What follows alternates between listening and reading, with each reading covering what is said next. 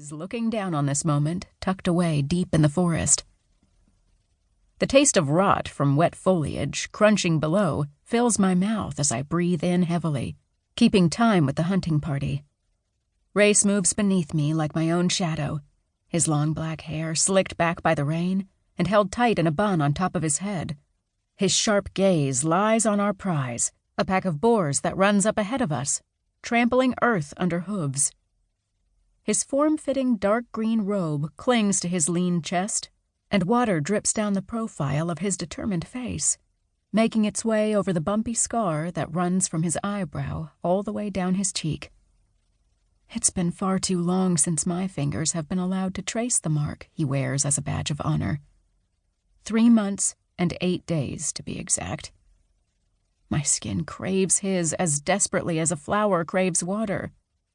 Rayce has always been my sunlight, the thing that makes me whole.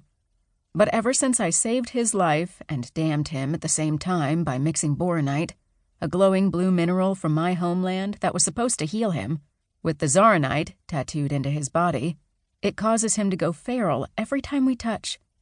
A brush from my fingertips brings out the monster buried inside him, and only when I touch him again can I silence it. I am Delmar's worst enemy and only savior, all wrapped into one. Even though Rayce tried to ignore the toxin now spreading through every one of our touches, it was ultimately agreed upon that until Piper can produce a cure, we need to keep our space. But how can a heart keep beating if it is wrenched from the cavity inside one's chest? It feels like ages since Rayce's lips have kissed mine, and the temptation to break our promise grows stronger every time he draws near. Perhaps that's why we can never find a moment to ourselves anymore. Gritting my teeth, I touch the vial of boronite, sitting next to the one of zaronite vials hanging from my necklace. Though Delmarion soldiers only carry a spare vial of ground zaronite in case they need to refill their stunner, I have both.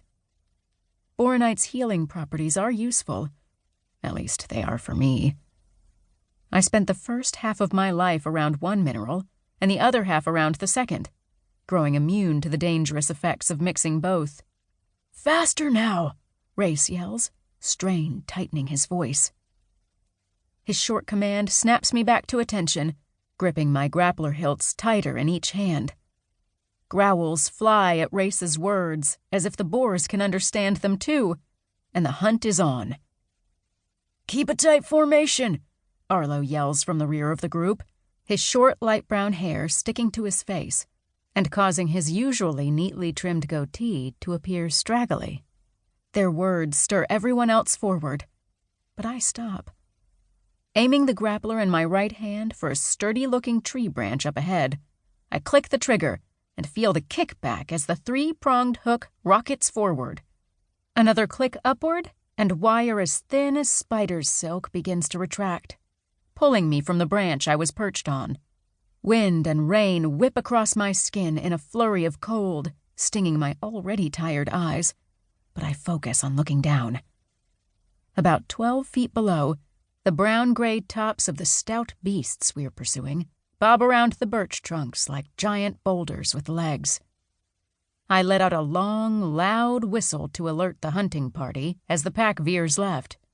I glance back up, aiming the grappler in my left hand for a tree branch farther out. The hook flies toward its intended target, lifting me even higher into the air. My momentum doubles as both wires try to reel me in, and I click the trigger of the first grappler all the way up. The wire goes slack as the hook retracts its spikes and falls loose, leaving me with only one now. Shouts ring up from below, and arrows race one another through the thin trees. Arlo argued that incorporating stunners into the hunt would ensure victory, but Rayce insisted they stick with the traditional bow and arrow that every other emperor had used before him. Something about honoring the past. We rush swiftly through the forest, the boars' growls and the soldiers' shouts filling in the spaces the rain can't.